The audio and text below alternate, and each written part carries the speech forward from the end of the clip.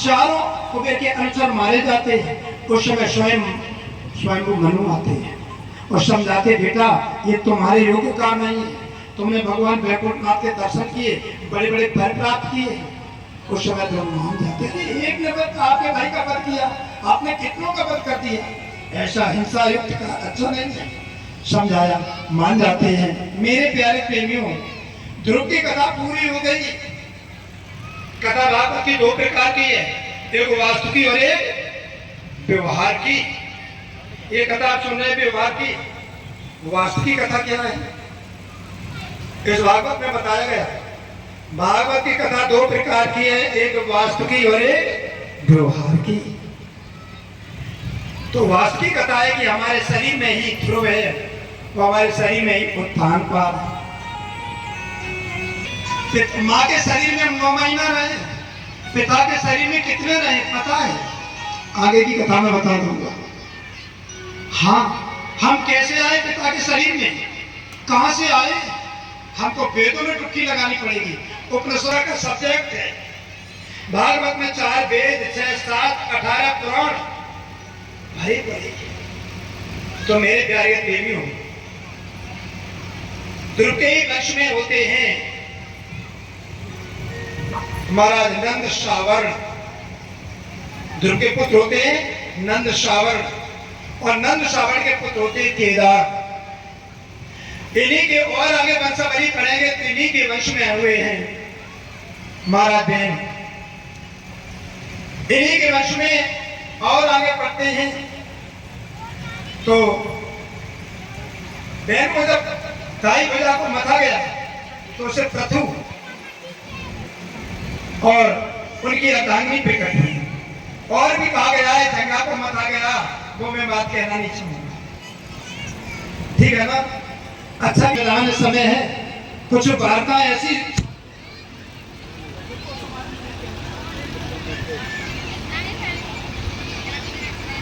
के कारण उसका संतों ने वध कर दिया, फिर भुजा को मथा गया। मेरे प्यारे प्रेमियों, इसी वंश में महाराज प्रथु ने 99 यज्ञ किए, और 99 यज्ञ में अंतिम यज्ञ जो करने जा रहे थे सोमा, उसको देवराज इंद्र ने अश्वमेध यज्ञ का घोड़ा चुरा लिया। उस समय स्वयं भगवान पृथु के अवतार हैं, विष्णु के अवतार पृथु, तुम मारना चाहा। उस समय भगवान वैकुंठनाथ प्रकट हुए, तुम्हारे योग ये काम नहीं है, तुम मेरे अंश से प्रकट हुई। उनको समझाया, थाय की भूपि पुरंजन नामा, मित्र विख्यात कर सब कामा।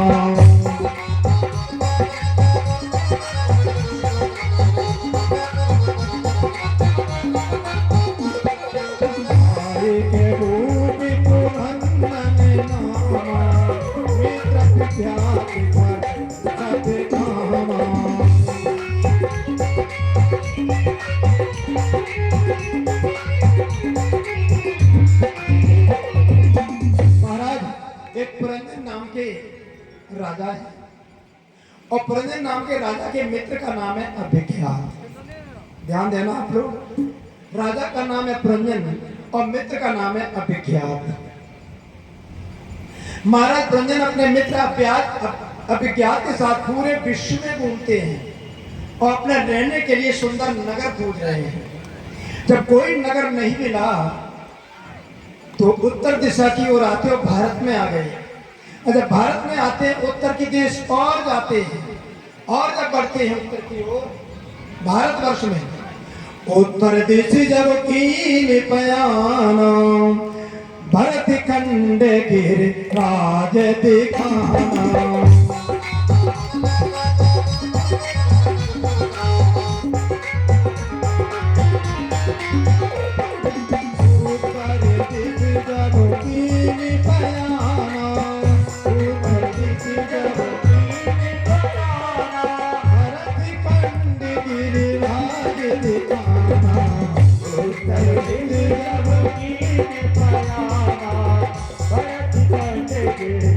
आगे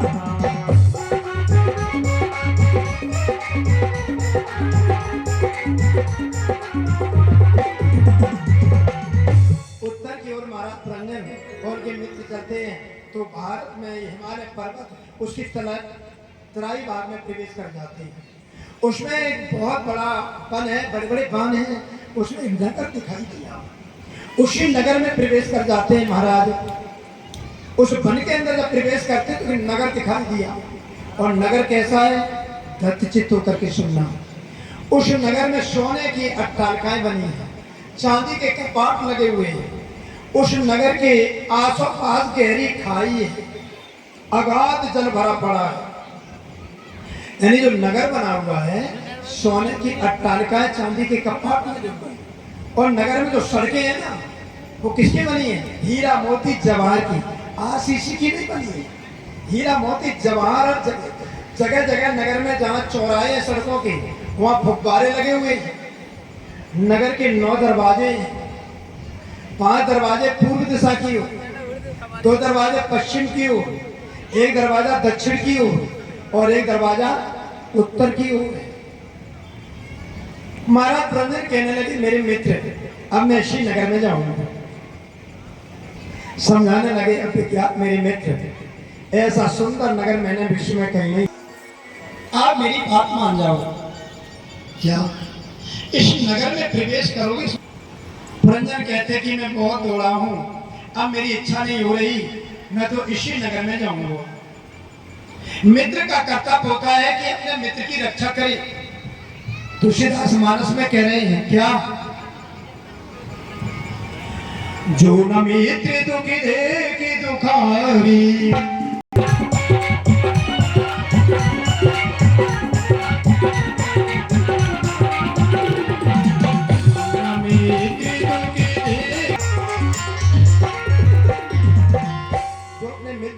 को देख करके दुखी नहीं होता, उसको बहुत घातक लगता है।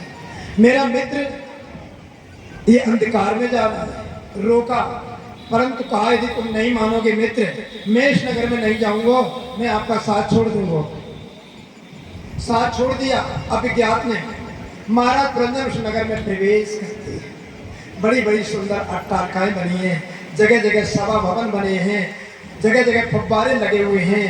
और नगर में जब प्रवेश करते हैं तो नगर के बीचों बीच एक बगीचा है, उपवन है। उस उपवन में जब प्रवेश करते हैं प्यारे प्रेमी हो, तो उस बगीचे के बीच में एक तालाब है, सरोवर, सुंदर सीढ़ियां लगी हैं चढ़ने के लिए, उतरने के लिए। पर वो नगर पूरा खाली है, कोई स्त्री पुरुष नहीं है उसमें। बड़े प्रेम से सरोवर पर बैठ जाते हैं और विचार करते हैं, इतना सुंदर नगर, इसमें कोई स्त्री पुरुष नहीं है। तब तक उन्होंने एक दृश्य देखा। और दृश्य क्या देखा कि आगे आगे 5 फन का काला नाग चला रहा है। उस 5 फन के पीछे एक सुंदरी चली आ रही है, उसका श्यामला रंग है। सुंदरी का रंग कैसा है? श्यामला रंग है। 5 सेनापति दाई तरफ, 5 सेनापति बाई तरफ, आगे 5 फन का काला नाग और बहुत सी सुंदरियां उसकी अनुचर के रूप में सेवा करती आ रही हैं। बोलो सदगुरु महाराज की। कल मैंने कहा था इस बात को कि जब प्यास लगे तो पानी रखा, उठ के पी लो। बोलो राधे राधे। सब बच्चे पानी पी लेंगे। बेटा मेरी बात मान लीजिए, माँ बहने बेटियों को रास्ता दीजिए, आराम से पानी पी के आ जाना। सब देख रहे कहीं रुआवजा तो नहीं बट रहा, हमको नहीं मिला, सबको मिल गया, मैं ऐसे ही रह गए। बोलो राधे राधे।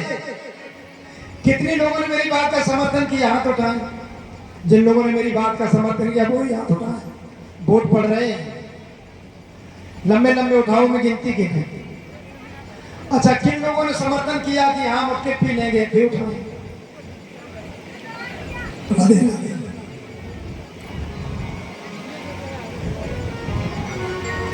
बोले सदगुरु महाराज की। बोलते हैं निज नाम सुना, बोलते हैं, बोलते हैं निज नाम सुना, बोलते हैं, बोलते हैं निज नाम सुना, बोलते हैं।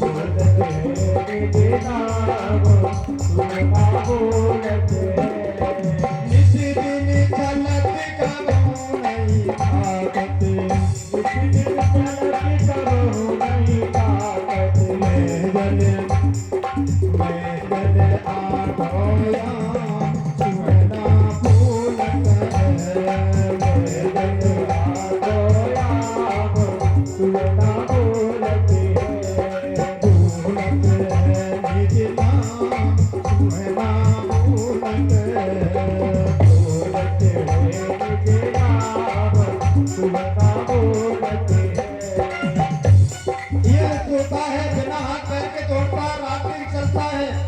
और हाथ पैर मुख पीछना, हाथ पैर मुख पीछना, हाथ पैर मुख पीछना, सुना बोलते है निज नाम, सुना बोलते है निज नाम, सुना बोलते है।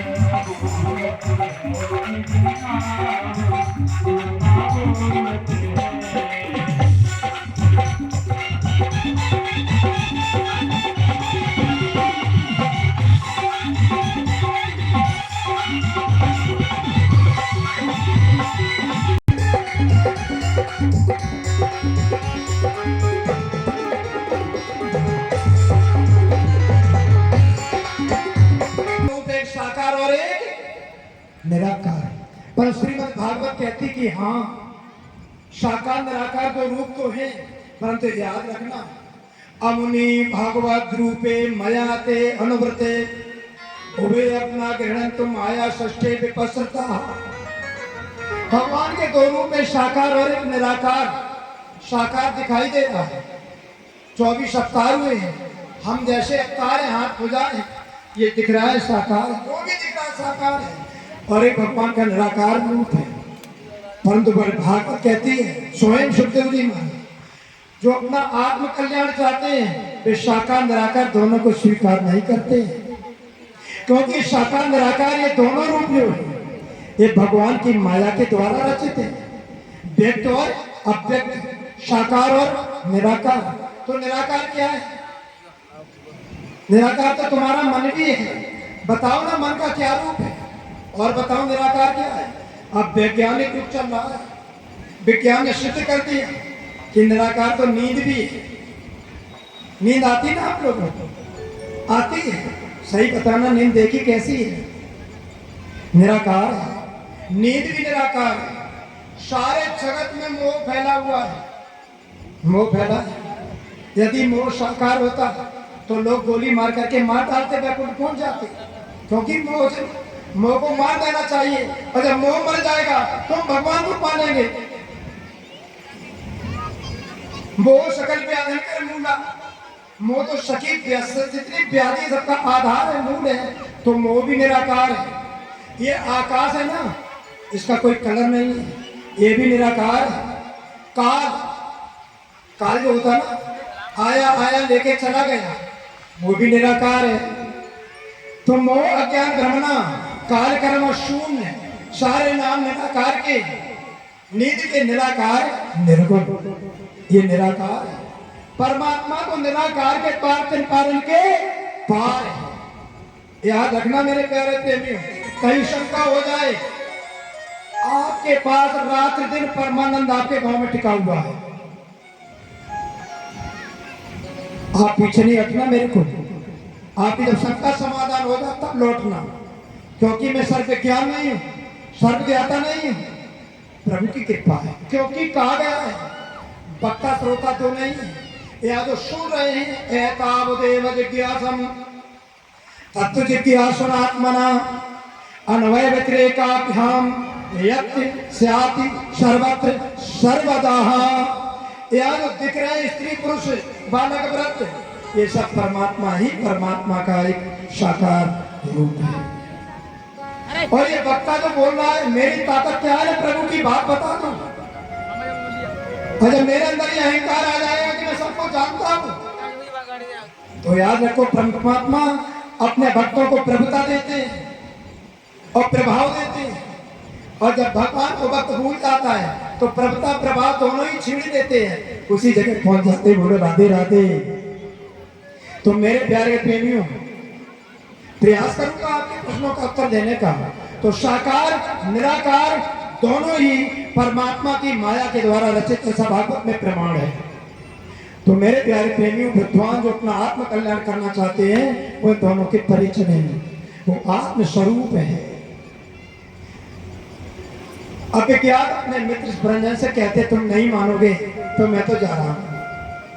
अब विज्ञान चले गए, महाराज भ्रंजन नगर में प्रवेश कर गए। वो कहाँ है? सरोवर में। आगे कौन है? काला नाग। सुंदरी के आगे आगे काला नाग, 5 सेनापति दाहिने, 5 बाई तरफ, बहुत सी दासियां परिचारिकाएं उनकी सेवा में। अब तो कांपने लगा पुरंजन। अवश्य श्रीनगर में कोई इसीलिए कोई दूसरा पुरुष नहीं दिखता। कोई आगे जाता होगा तो अवश्य ही ये सबसे पहले तो काला नाग हुंकार करके मार डालता होगा। अपने मित्र की याद आती अभिज्ञात की कि अवश्य ही इस नगर में मेरे को रोका था, मैंने नहीं माना, लेकिन धीरे धीरे वो सुंदरी आगे बढ़ रही है। काला नाग भी आगे बढ़ रहा है। सेनापति से सेना भी प्रत्येक के पास 100 सैन्य के सेनापतियों के साथ। महाराज जहां पुरंजन खड़े वहीं आके खड़े हो जाते हैं। महाराज पुरंजन ने विचार किया, ये सुंदरी यदि मारती तो नाग को आज्ञा देकर के मेरा वध कर देती अब तक तो, परंतु उसने मारा तो नहीं मेरे को। प्रश्न कर दिया महाराज पुरंजन ने, देवी तुम कौन हो? ये नगर आपके लिए किसने बनाया? बताओ। और साथ में ये बताओ कि आपके माता कौन है, आपके पिता कौन है, आपका कुल कौन है, आपका गोत्र क्या है? प्रश्नों की झड़ी लगा दी। और अभी आप अविवाहित हैं, अविवाहिता है आप, कोई आपके विवाहित होने के चिन्ह नहीं है। देवी बताओ ना, कौन है आप? कोई देव कन्या तो नहीं है आप?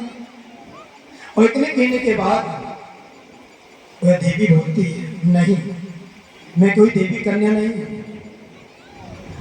आज मेरा सौभाग्य है कि मैं अपने योग पर खोज रही थी और आप मेरे भाग्य से यहां आ गए। आप तो पुरंजन को और भय लगा।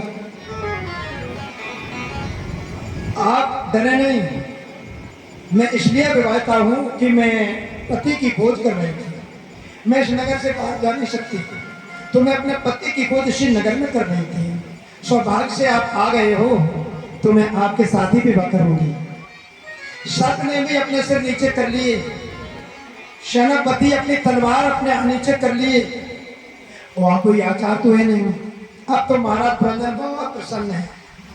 पूरा सादा राज नगर मिल गया, सोने की अट्टालिकाएं, चांदी के कपाट लगे हुए हैं और इस नगर की महारानी मिल गई, तो क्या कमी है? हाँ। तो मेरे प्यारे प्रेमियों, विवाह की तैयारी क्या होती है? उसी सरोवर के चक्कर काम करके और विवाह होने लगता है। विवाह होता है, अब कोई आचार होता नहीं। हरि ओम नाम त्वा गणपति गंगवामहि, प्रिय नाम त्वा प्रियपति गंगवामहि, निधि नाम त्वा निधिपति गंगवामहि। रसो मम आहम जानि जगद आत्मजासि गर्वदम्मं। स्वस्ति नः इन्द्रो वृत्रस्रवाः, स्वस्ति नः भूका विश्ववेदाः, स्वस्ति नस्तादिषु अरिष्टनेमि, स्वस्ति नो बृहस्पतिर्दधातु। विधिवत विवाह हुआ और कोई आचार नहीं था। अपने ही हाथ से गांठी बांधने लगे, चक्कर काटने, विवाह हो गया। आज महाराज पुरंजन का जब विवाह हो गया तो अब विचार करो उनकी पत्नी का नाम क्या हो जाएगा? पता है आपको? बेटी एक अक्षर न पढ़ी हो और डॉक्टर के साथ विवाह कर दो तो डॉक्टर नहीं हो जाएगी। समझ लो, जिसका विवाह करोगे उन्हीं के पूरे गुण नाम लेकर के उनका नाम लिया जाएगा। अब तो महाराज पुरंजन की प्रिया का नाम पुरंजनी हो गया। अब महाराज पुरंजन और पुरंजनी बड़े प्रेम से उस नगर में रहते हैं। एक पात्र में पानी पीना, एक पात्र में भोजन करना, एक शैया पर लेटना, एक पल के लिए महाराज पुरंजन और पुरंजनी अलग नहीं रहते, एक साथ। मेरे प्यारे प्रेमियों, एक बार क्या हुआ, जिस बगीचे में वो सरोवर है उसी बगीचे में अहिंसा का प्रतीक करने वाले पशु पक्षी हैं। अहिंसा यानी सर्प और नेवला एक साथ रहते मित्रता भाव से, सिंह और गाय एक साथ, बिलार चूहा एक साथ, मोर सर्प एक साथ, कोई किसी की हिंसा नहीं करते, बड़े प्रेम से रहते। महाराज पुरंजन आज बिना बताए अपनी प्रिया को सो रही थी, बिना बताए प्रातः उठ के खड़े होते हैं और रतासीन होकर के और चले जाते आखिर खेलने। निरपराध अहिंसा का पथ लिए पशु पक्षियों का वध करते हैं। महारानी जैसे पुरंजनी प्रातः जागती हैं, उन्होंने अपने पास पति को नहीं देखा तो रुष्ट हो जाती हैं। तो मैं आप लोग ने, हमारे गांव के लोग हैं, आप लोगों से हाथ जोड़ के एक बात कह रहा हूं, मन से सुन लेना। जिनके भवन बने हैं वो तो अच्छी बात है, जब अपना नया भवन बनाए तो आप लोग ड्राइंग रूम, अतिथि रूम, शयन कक्ष बनाए, सारे कक्ष कमरा बनवाए, एक कमरा और बनवा देना, उसमें उसका नाम लिख देना क्रोध कक्ष। क्योंकि पहले बड़े बड़े भवन बनते थे ना, तो उसमें कोप भवन बनता था। तो घर में जब कोई कलह करता था, रोता था, क्रोधित हो जाता था, रुष्ट हो जाता था, तो कोप भवन में लेटता था। देखो महारानी केकई जब रुष्ट हुई तो कोप भवन में लेटी, सत्यभामा रुष्ट हुई तो कोप भवन में लेटी। ऐसे ही महारानी पुरंजनी रुष्ट हो गई और कोप भवन में लेट गई। आपके घर में क्या होगा जब क्रोध कक्ष बना देंगे? घर में कोई रुष्ट हो गया, प्रधान जी अब 5 बधुए हैं, कोई रुष्ट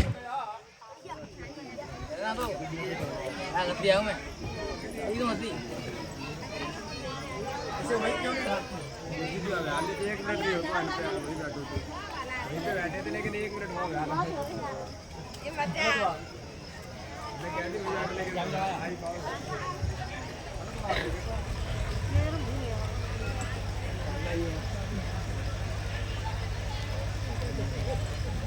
अच्छी नहीं है।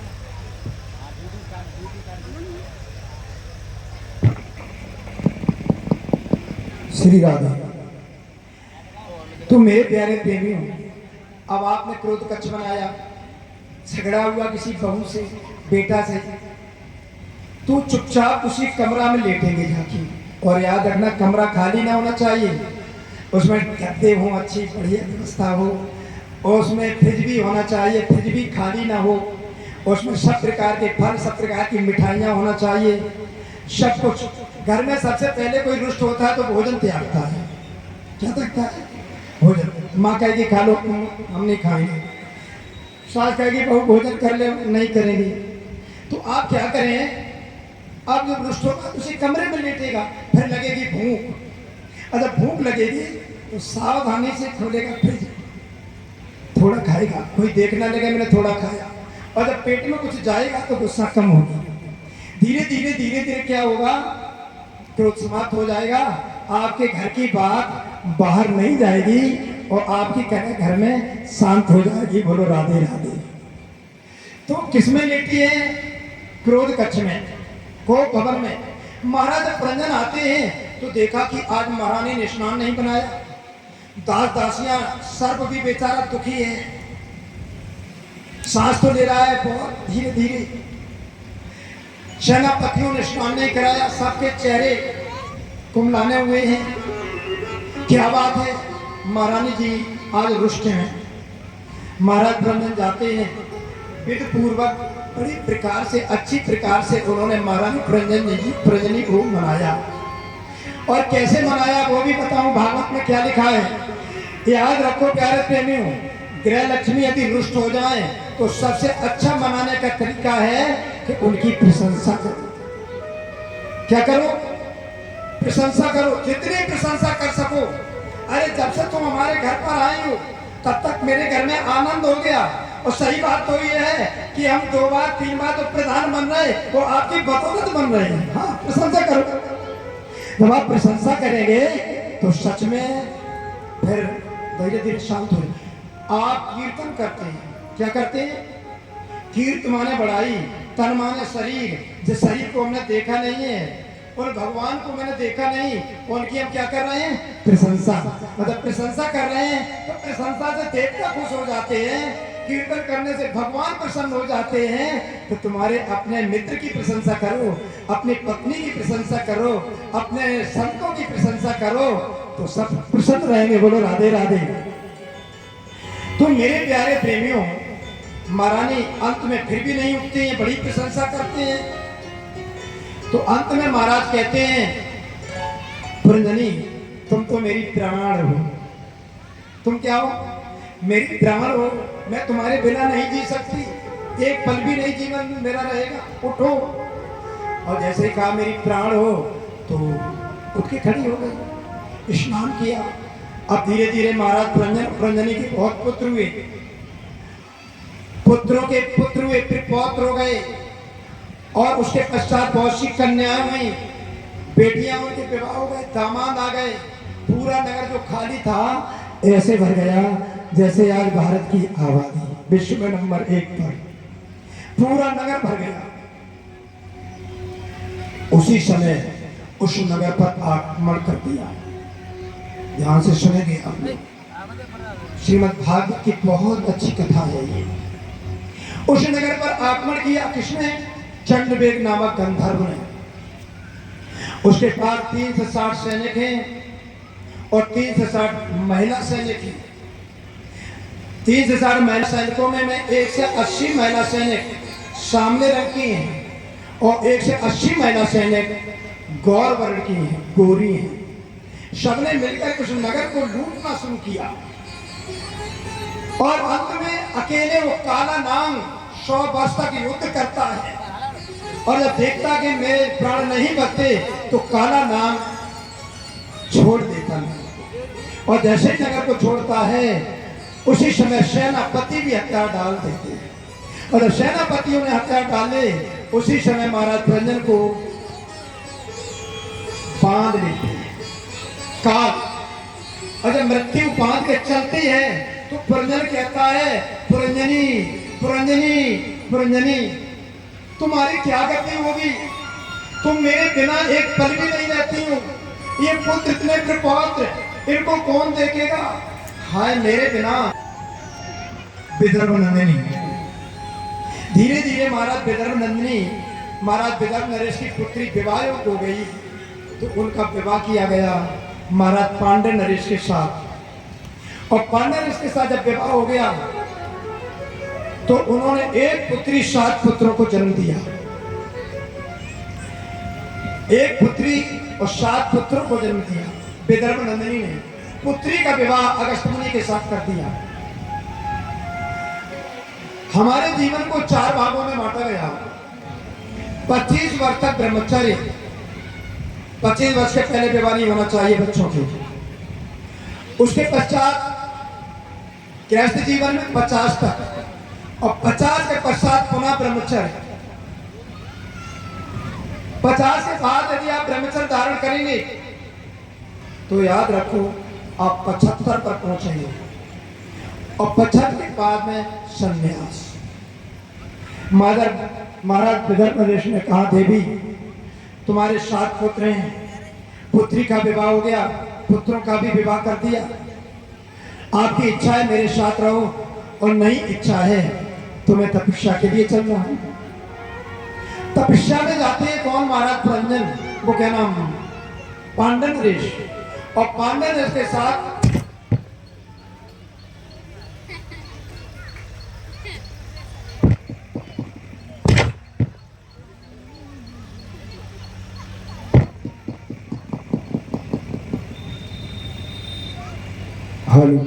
महाराज पुरंजन को विदर्भ नंदिनी, शास्त्रों में आया है कि सुहागवती के लिए 100 पुत्र एक तरफ है और पति अकेला एक तरफ है। 100 पुत्र सुहागवती के लिए एक तरफ और पति एक तरफ। विदर्भ नंदिनी ने कहा, स्वामी मैं आपके साथ चलूंगी, मैं अपने पति की सेवा करूंगी। तो साथ चल देते हैं विदर्भ नंदिनी। महाराज पांडे नरेश अपने 7 पुत्रों को पृथ्वी का राज विभक्त कर देते हैं। बेटी का विवाह हो ही गया पुत्री का, और जाते हैं धीरे धीरे 75 पर पहुंचते हैं। विदर्भ नंदिनी अपने पति पांडे नरेश की विधिवत सेवा करती है, पूजा की सामग्री तैयार जुड़ा देती हैं। और आगे जब आप 75 से आगे बढ़ते, एक बार संध्या काल की संध्या कर रहे थे, बैठे ध्यान कर रहे थे। विदर्भ नंदिनी ने देखा मेरे स्वामी अब तक उठ के नहीं आए। दो ना आगे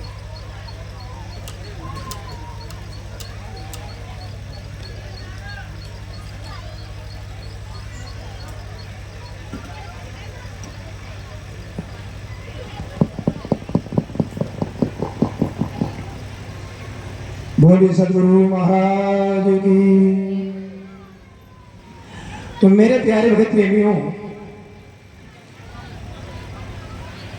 पुरंजनी जब उठाने वो विदर्भ नंदिनी जब उठाने जाती है अपने पति को, पांडे नरेश को, स्वामी उठो, रात्रि हो गई, भगवान सूर्यदेव अस्त हो गए। लेकिन उस समय महाराज पांडे नरेश का प्राणांत हो चुका था। हिलाते हैं तो गिर जाते हैं। अब तो फपक फपक करके रो पड़ी, क्योंकि स्त्री का पति ही सब कुछ है। स्वामी उठो उठो, मैं अकेली हूं, यहाँ दूसरा कोई नहीं है। अब रात्रि तो हो चुकी थी। अपने पति के पार्थिव शरीर को पकड़े, कभी पैरों को कभी सिर को हिलाती, स्वामी उठो जगो। याद रखना प्यारे प्रेमी, जिया बिन दे नदी बिनु बारी, जिया बिन दे नदी बिनु बारी, तैसे ही नाते पुरुष बिन नारी, तैसे ही नाते पुरुष बिन नारी। जब नदी में पानी नहीं रहता है तो लोग उसमें सब्जी करते, फसल करते हैं। और जब ये शरीर छूट जाता है प्यारे प्रेमियों, तो क्या होता है? एक दृष्टि, जाते ने मन पंछी उड़ गए, जाते ने मन पंछी उड़ गए,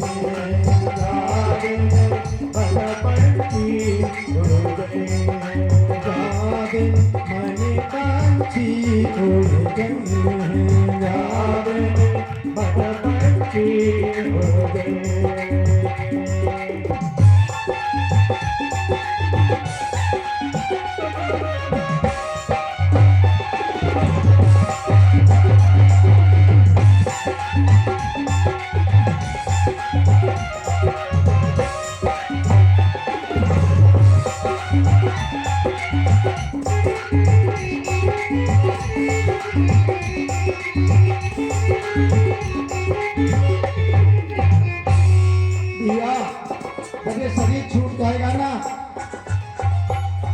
घर के कहीं बेगे कारो भाई घर के कहीं बेगे कारो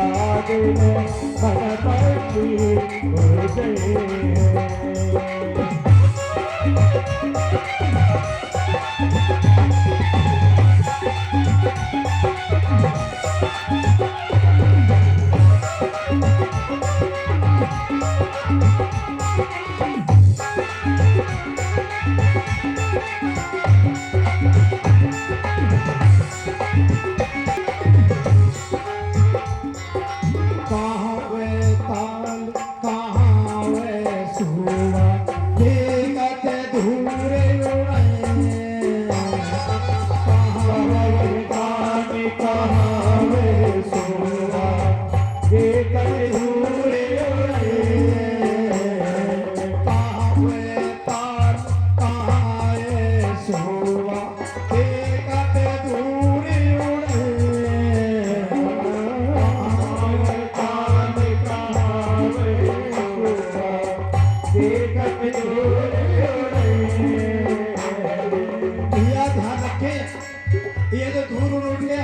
पास आ रही और कहते जिसने मेरे को गंदा कर दिया, हम लोगों से भी विद्वान, हम लोगों से भी धनवान, हम लोगों से भी स्वरूप में सुंदर बड़े बड़े योद्धा इसी मिट्टी में मिल गए।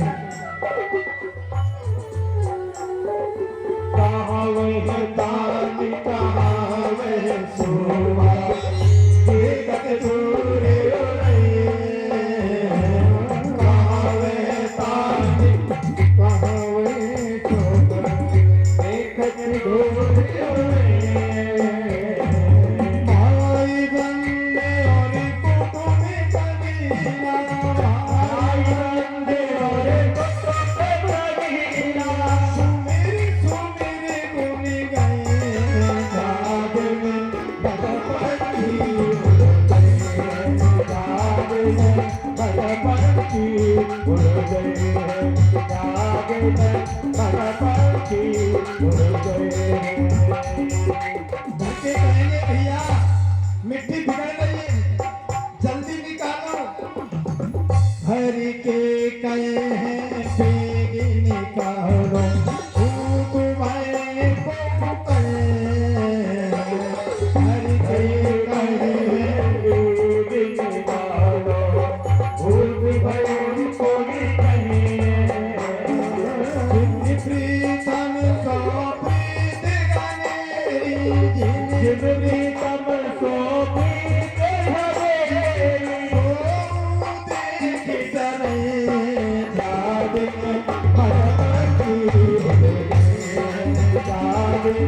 भगवती उड़ गए हैं जाग में भगवती उड़ गए हैं।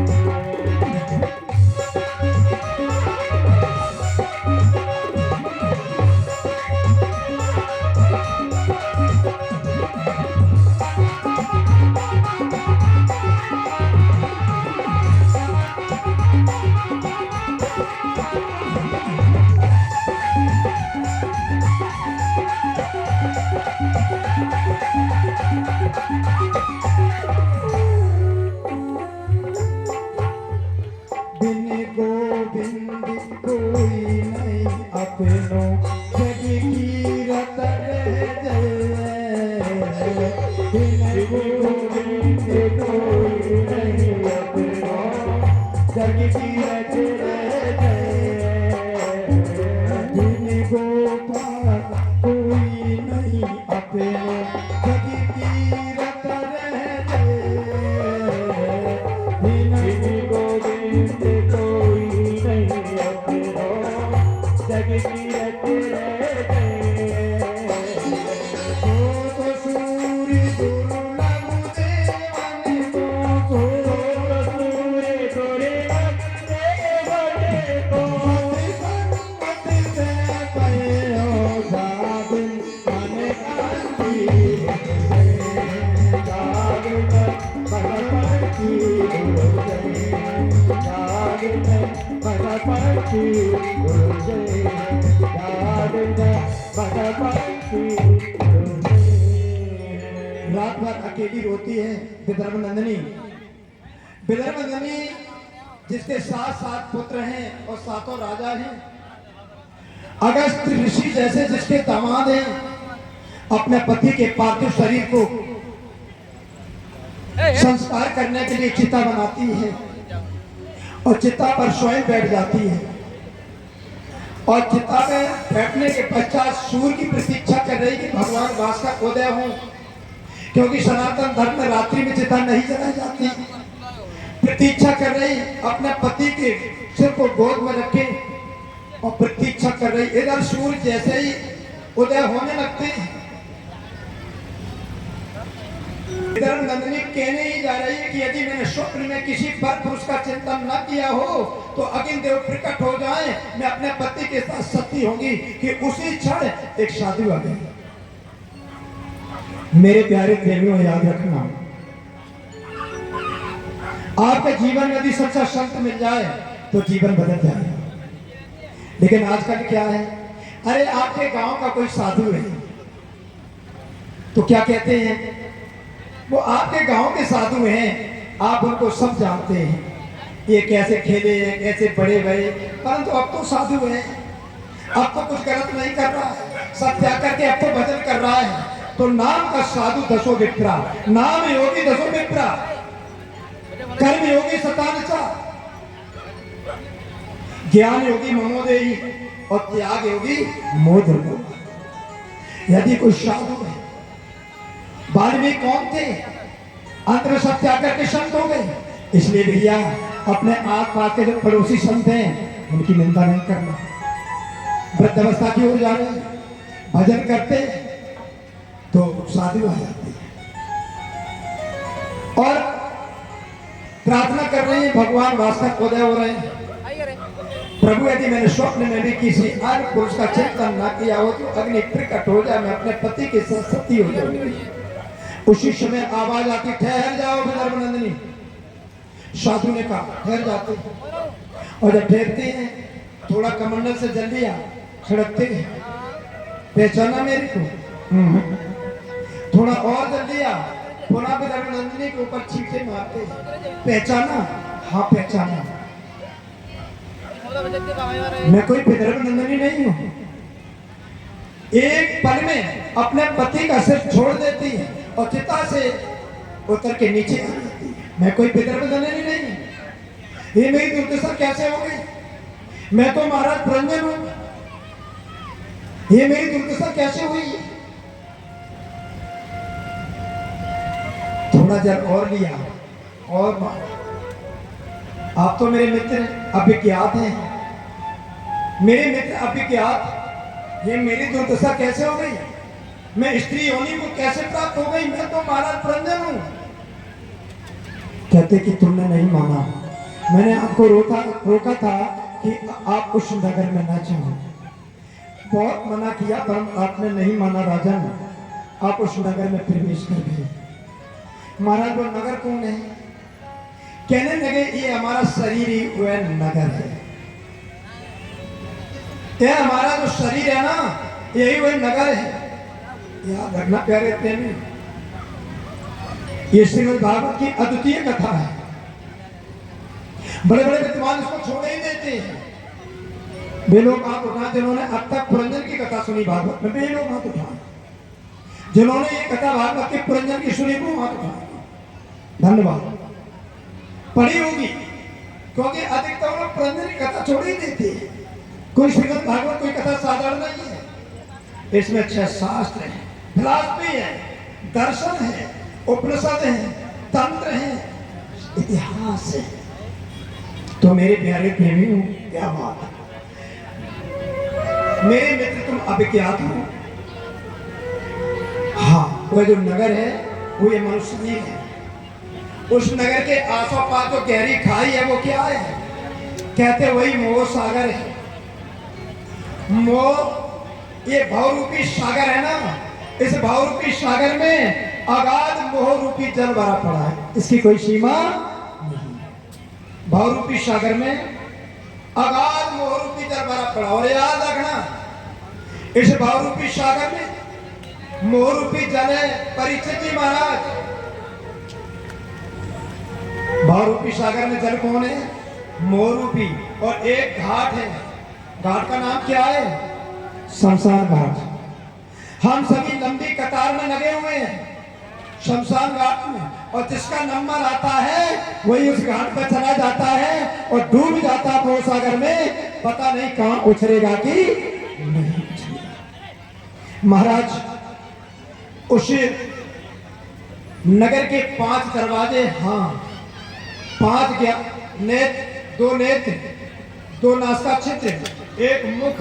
इस नगर के 5 दरवाजे पूरब के हैं, 1 जनेंद्री और 1 गुदा द्वार जिससे मल विसर्जन करते हैं। ये 2 दरवाजे पश्चिम के हैं, 1 श्रवणेंद्री कान उत्तर का और 1 दक्षिण का है।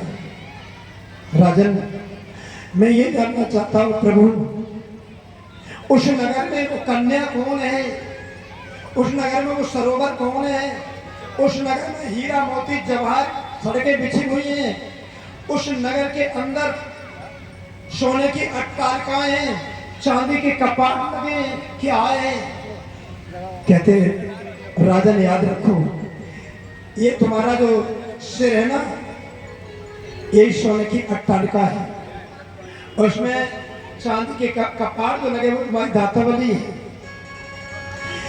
और इस शरीर के अंदर अब तो आप जांच कराने जाते हैं, शरीर में किसकी कमी है।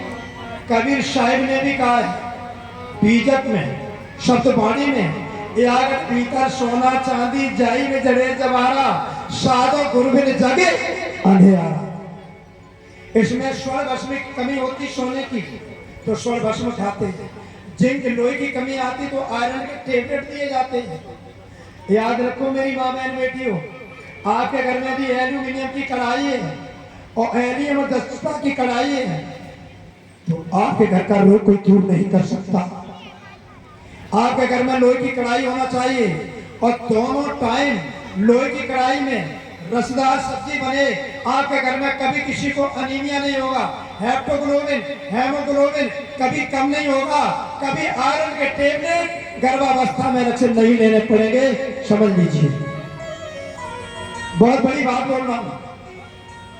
शरीर में तांबे की जरूरत है, शरीर में जिंक की जरूरत है, सल्फेट की जरूरत है, आयोडीन की जरूरत है। कहां से मिलेगा आपको? स्टील से मिलेगा। तांबा कहां से मिलेगा आपको? इसलिए हम रोगी हैं। बोलो राधे राधे। तो मेरे प्यारे प्रेमियों, कहते महाराज एक बात बता दो, ये फव्वारे जगह जगह, हाँ, जहां मेरी नाड़ियों की संधि है वहां पर फव्वारा यानी एक धमनी है। मां धमनी हमारा हृदय है, अनेकों 3.5 करोड़ धमनी है और 3.5 करोड़ रोमा बनी है शरीर में। जैसे आपने इंजन देखा, एक सिलेंडर इंजन है तो लगा होता है क्या, रेगुलेटर, उससे उसको ठंडक मिलती है। हमारे शरीर में 3.5 करोड़ पिस्टन है यानी धमनियां, तो 3.5 करोड़ रेगुलेटर हैं ये रोम। इसके द्वारा शरीर को ऑक्सीजन मिलती है, H2O ऑक्सीजन मिलती है, हम निरोग रहते हैं। महाराज मैं जानना चाहता हूं उस शरीर के अंदर जो महिला है जिसके आगे 5 फर का सर्प चल रहा है वो कौन है? और वो सरोवर कौन है? कहते वो सरोवर ही हृदय है। वो बगीचा कौन है? अरे जब तुम्हारा जन्म हुआ था तो तुम जब शिशु से बाल अवस्था में आए हो ना, और बाल अवस्था में आपका हृदय इतना पवित्र था कि आपके हृदय में ईर्ष्या द्वेष नहीं था, अहिंसा का व्रत लिए थे, और धीरे धीरे बड़े हुए तुम्हारे हृदय में हिंसा प्रवेश कर गई। यही तुम्हारा हृदय ही वो सरोवर है। महाराज उस सरोवर में वो 5 फल का नाम और वो 10 सेनापति कौन है? कहते 5 कर्मेंद्रियां और 5 ज्ञानेंद्रियां। 5 कर्मेंद्रियां 5 ज्ञानेंद्रियां ही तो ये 5 सेनापति है। और एक ज्ञानेंद्रिय की 100 वासनाएं ये उनके सैनिक हैं। महाराज मैं जानना चाहता हूं कि उस नगर के अंदर जो काला सांप है 5 फन का, वो क्या है? कहे वही तो 5 फन का काला नाग। वो हमारे शरीर में 5 प्राण है, प्राण, अपान, उदान, बयान। जब ये शरीर में बुद्धि रूपी स्त्री, कौन? हमारे शरीर में बुद्धि रूपी स्त्री जब सो जाती है तो भी ये 5 प्राण जागते हैं, ये कभी नहीं सोते हैं। ज्यादा सो जाएंगे फिर ये शरीर कभी उठेगा नहीं। ये बुद्धि रूपी स्त्री, तो मैं पुरंजन कौन हूं? तो कहने लगे महाराज तुम पुरंजन कोई दूसरे नहीं हो, तुम ईश्वर हो। हमारे शरीर रूपी वृक्ष पर 2 पक्षी बैठे हैं, एक कौन बैठा हुआ है? ईश्वर। और दूसरा कौन है? जीवात्मा। जीवात्मा क्या करता है? वो करता है परमात्मा को। गुरु सदगुरु महाराज की। क्योंकि ईश्वर में परम संधि और कर देंगे तब परमेश्वर होगा। बोलो राधे राधे। तो मेरे प्यारे हुए प्रेमियों, इसी प्रकार ये आपको जो बताया ना, आगे 5वें स्कंद में ये कथा आती है कि इसी प्रकार महाराज भरत ने जल भरत की कथा में, जैसे महाराज पुरंदर ने स्त्री का चिंतन करते हुए स्त्री योनि प्राप्त की, ऐसे महाराज जल भरत ने हिरण का चिंतन करते हुए हिरण की योनि प्राप्त की थी। इस कथा का सारे मेरी माँ बहन बेटी बालक वृद्धों आपने पशु का चिंतन करते शरीर छूट गया तो पशु बन जाएंगे।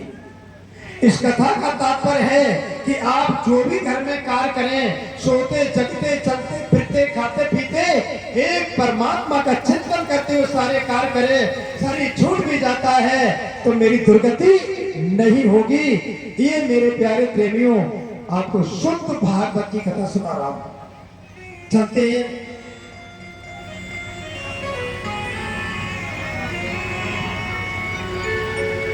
और आजकल गाय बहुत दुखी है प्यारे प्रेमियों, बहुत दुखी गाय है। पर शुद्ध भागवत कथा कह रहा हूं। कन्हैया दरस दिखाए जा रे, ये आप लोगों के लिए, सबके लिए, जो ढूंढना चाहे ढूंढ ले, जो बधाई डालना चाहे डाल ले। कन्हैया दरस दिखाए जा रे, तेरी गैया तुझे पुकारे। कन्हैया दरस दिखाए जा रे, तेरी गैया तुझे पुकारे। कन्हैया दरस दिखाए जा रे, तेरी गैया तुझे पुकारे। गैया तुझे पुकारे, कन्हैया दरस दिखाए जा रे, तेरी गैया तुझे पुकारे। तेरी गैया तुझे पुकारे, तेरी गैया तुझे पुकारे। दरस दिखाए जा रे, गैया तुझे पुकारे। कन्हैया दरस दिखाए जा रे, तेरी गैया तुझे पुकारे।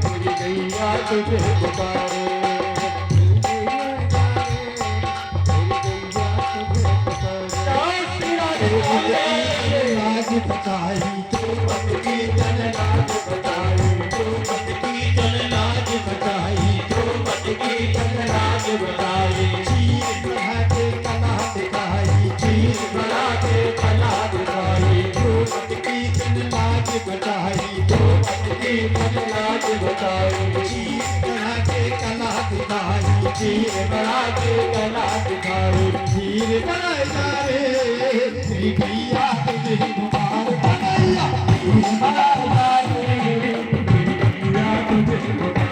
कन्हैया बस दिखाए जा रे, श्री गैया तुझे पुकार।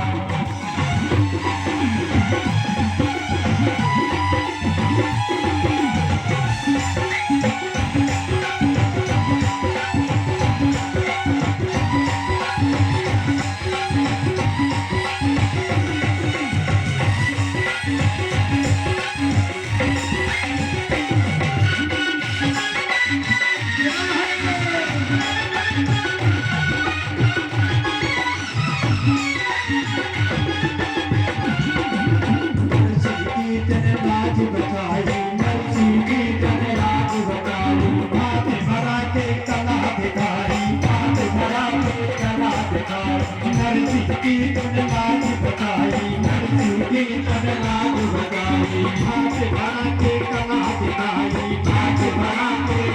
दिखाई, हाथ बना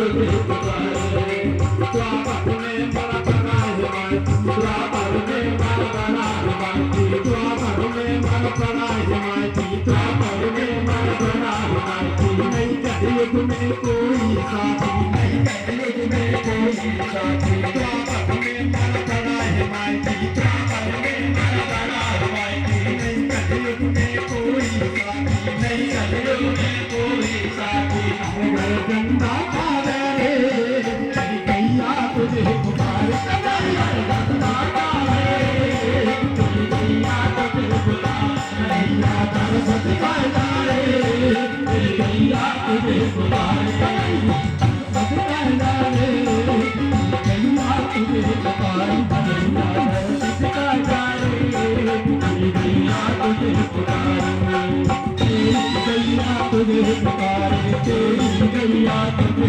पुकारे तेरी गैया तुझे पुकारे तेरी गैया तुझे पुकारे बरसत पैदा रे गैया तुझे पुकारे गैया बरसत पैदा रे गैया तुझे पुकारे गैया बरसत पैदा रे गैया तुझे पुकारे गैया बरसत पैदा रे गैया तुझे पुकारे गैया तुझे पुकारे तेरी गैया तुझे पुकारे तेरी गैया तुझे पुकारे तेरी गैया तुझे पुकारे सत्या रे तेरी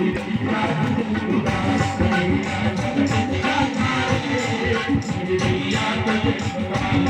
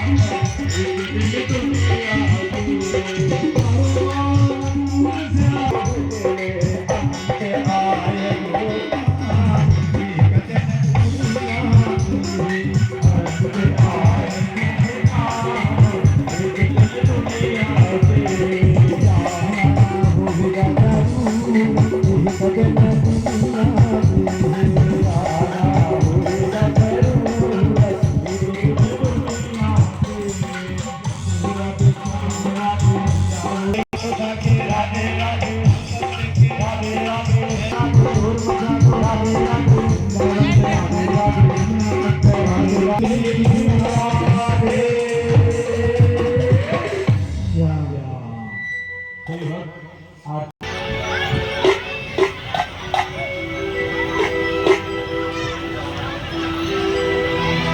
चंद्रभामनुषो जातचक्षु